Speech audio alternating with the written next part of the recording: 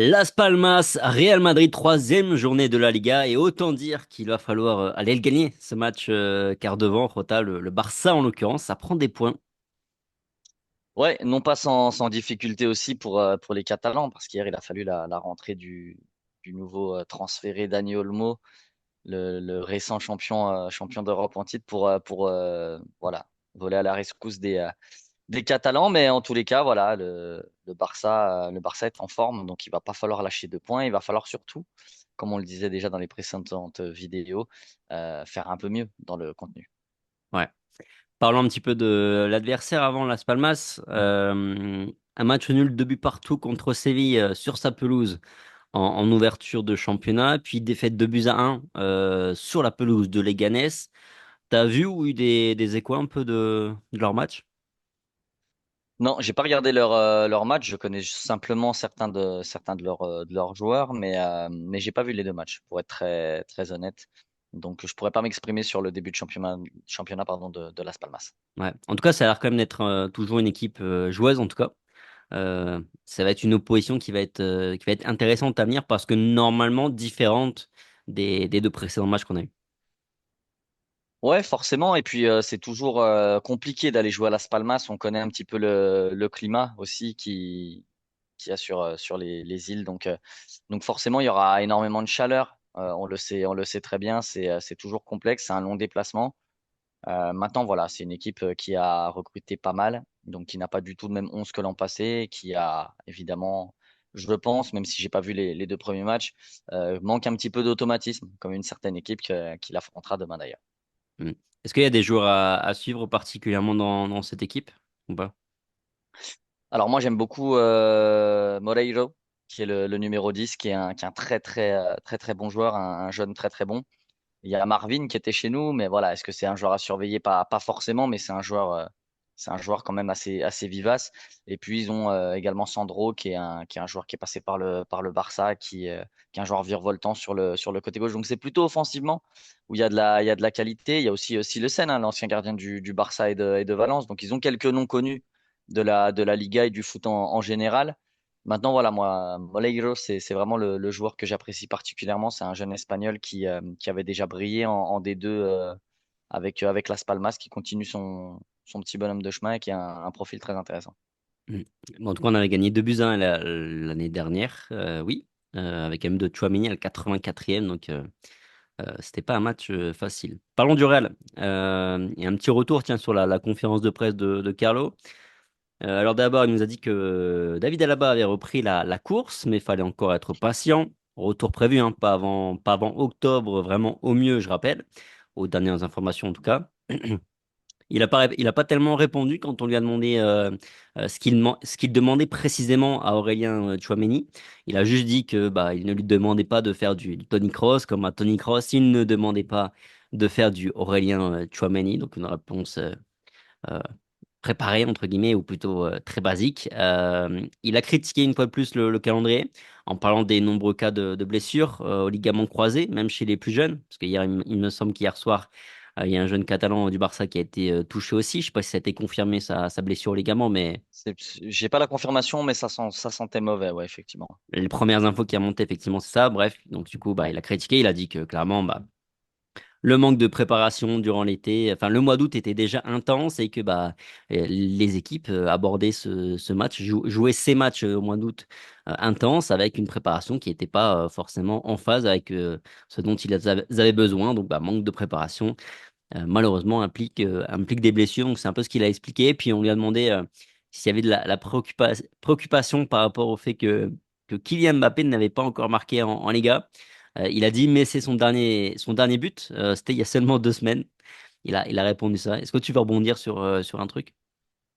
Alors déjà sur les blessures, moi je suis pas totalement d'accord avec lui. Moi je suis plutôt d'avis avec une décla qui date d'à peu près 6-7 mois de Javier Clemente, un entraîneur espagnol très très connu pour les plus âgés d'entre nous, qui a été sélectionneur espagnol, qui a entraîné l'Athletic Bilbao et qui le disait lui, qui avait une théorie et moi je trouve elle se confirme quand même plutôt énormément.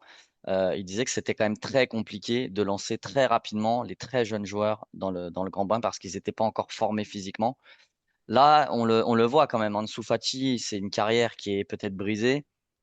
Pedri, ça a été très compliqué. Gavi s'est fait les croisés. Il y en a deux au Real cet été. Il y en a un au Barça désormais.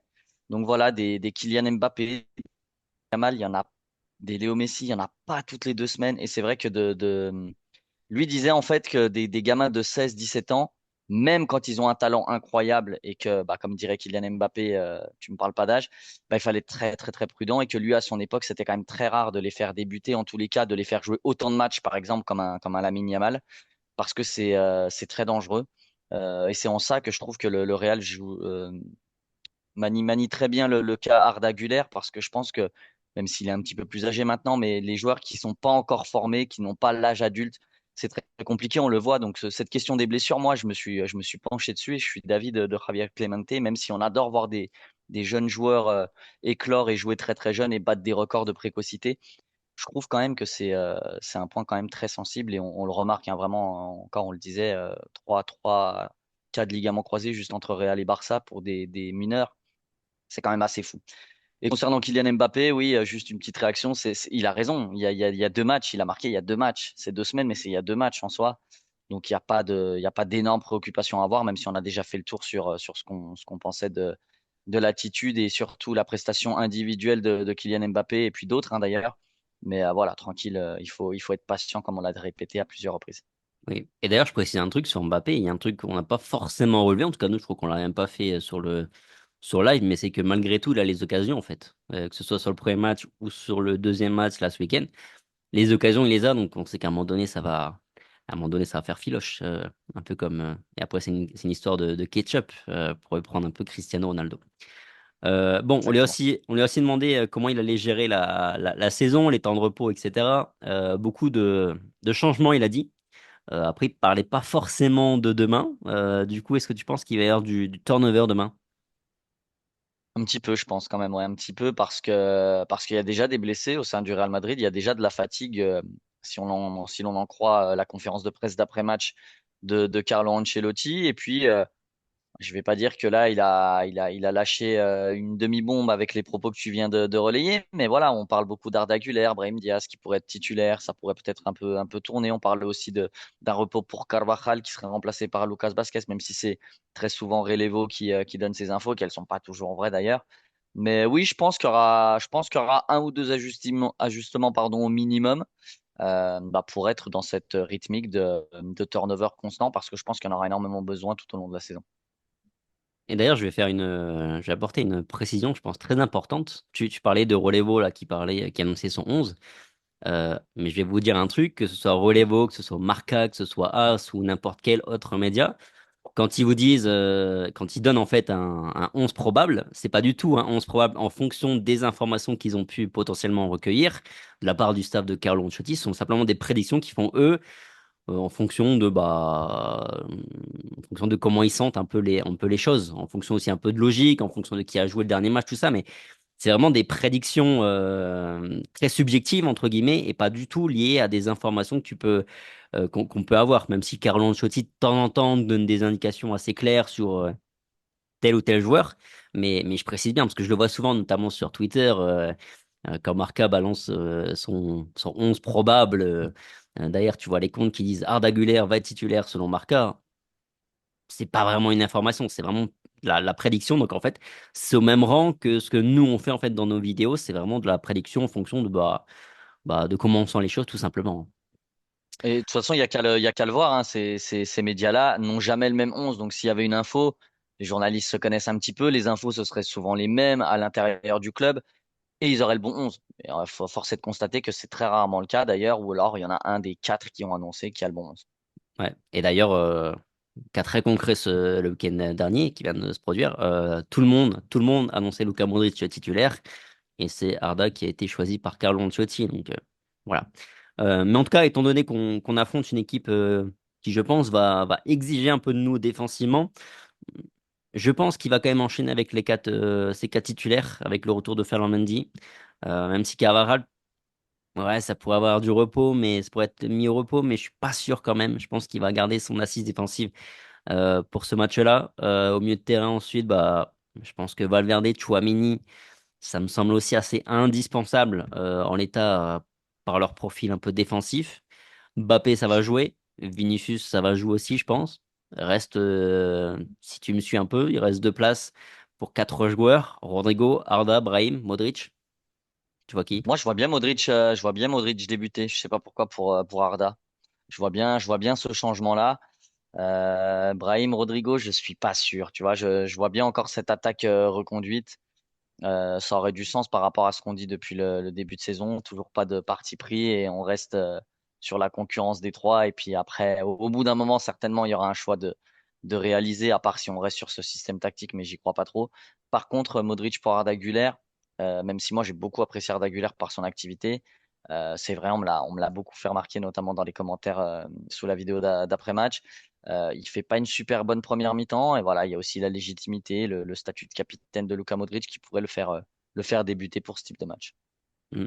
Je vois aussi Luka Modric titulaire. Après, ça fait 10 ans que j'annonce Luka Modric. Sur tous les matchs jusqu'à présent, j'ai annoncé Luka Modric. Donc, à un moment donné où je vais avoir raison. Puis je vois plutôt aller Brahim Diaz. Franchement, je pense que ce serait vraiment un bon message de la part de Carlo Ancelotti que de titulariser Brahim Diaz, même si en même temps, ça pourrait être un message négatif pour Rodrigo, parce que sur quoi tu te bases pour sortir Rodrigo du 11 et pas Mbappé ou même Vinicius, qui n'a pas fait un bon match sur le dernier match non plus. Donc je sais pas. Mais en tout cas, si Modric n'est pas titulaire, pour revenir sur Modric, je pense vraiment qu'il y aura un vrai message de la part de Carlo Ancelotti dans la hiérarchie, tu sais. Ou alors peut-être que physiquement, il est simplement pas prêt à jouer ne serait-ce qu'une heure de jeu, parce qu'on sait après que Modric c'est aussi un diesel sur la saison. Ouais, c'est sûr qu'il y aurait une indication. Surtout, je pense, enfin, j'en sais rien, hein, je le connais pas, mais je pense qu'il est déçu parce qu'après le départ de Tony Kroos, je pense qu'il imaginait quand même jouer un peu plus ou passer devant Arda Güler, par exemple, sur le match précédent. Il y aura beaucoup de turnover, va aussi avoir beaucoup de temps de jeu, ça on le sait. Mais c'est vrai qu'hiérarchiquement, s'il est encore derrière Arda sur ce match-là, ça serait un vrai message, comme tu dis. Ouais. Mm. Ouais, ouais. Ça, je pense qu'à un moment donné, il va titulariser Luka Modric, c'est pas possible. Et là, même s'imagine, il met par Güler, il met Brahim plus Rodrigo, soyons fous, plus les deux autres devant. Enfin, je trouve quand même que vraiment le Oui, message pour Modric serait ce serait très pas clair, ouais. forcément. Après, il est peut-être simplement pas prêt physiquement, hein. Encore une fois, ça, c'est des données qu'on n'a pas. Donc, affaire à suivre. À quel match tu t'attends? Un match plaisant? Ça peut être un match vraiment ouvert, agréable. Moi, j'ai peur que Las Palmas fasse une Valladolid avec le bus derrière. C'est un point en deux matchs, même si c'est le Real Madrid et c'est peut-être pas le match où ils imaginent prendre le plus de points. Je pense qu'il y aura un côté sécurité à vouloir apporter en tenant au maximum le Real, tu vois, un 0-0 tenu le plus longtemps possible. Ça te permet de pouvoir potentiellement créer la surprise sur un fait de jeu, sur un coup de pied arrêté, sur ce genre de choses en fin de match. Parce que si tu fais 0-0, le temps il court plus contre le Real que contre Las Palmas parce que le match nul il arrange pas le Real Madrid alors que Las Palmas prendra un point face au Real. Forcément, c'est un bon résultat. Donc, malheureusement, je vois plus un match fermé malgré la typologie de l'équipe et les forces en présence côté Las Palmas. Je m'attends quand même à un match assez similaire à celui de Valladolid. À part évidemment si on ouvre le score rapidement. Bon, bon, j'espère pas en tout cas, mais affaire à suivre. Bon, je pense qu'on a fait le tour pour cette vidéo. Merci Rota, merci à tous d'avoir regardé la vidéo pour la fidélité. Balancez-nous votre 11 idéal pour demain, le 11 souhaité. Évidemment, on se retrouve demain soir après le match pour le débrief et même avant, puisqu'on a d'autres vidéos qui vont sortir d'ici là. Sur ce, passez une bonne journée. Prenez soin de vous et on se dit à très vite sur Alphonse. Allez, ciao. Ciao.